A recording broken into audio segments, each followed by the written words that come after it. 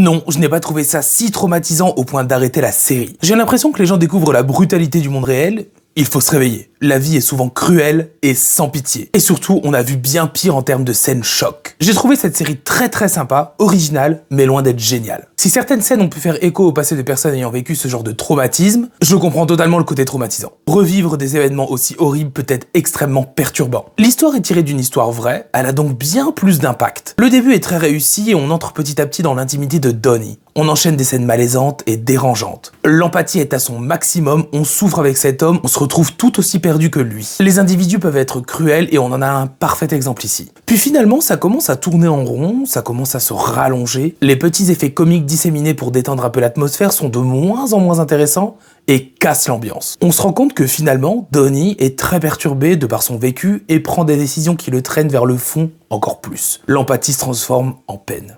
Et à la fin, on se dit que finalement, il a l'air tout aussi perdu que Martha, qui n'est pas forcément la pire personne de cette histoire. Le fait de développer plusieurs thèmes reste intéressant. On y parle évidemment d'harcèlement, d'abus, de relations, de découverte de soi, d'estime de soi, d'homophobie, de transphobie, de honte. Tout le reste est complètement réussi. La réalisation au poil, la mise en scène avec ce côté très intimiste, le son, les musiques, de même pour le casting, totalement crédible et impressionnant. Et la VO est un pur régal avec des accents différents selon les protagonistes.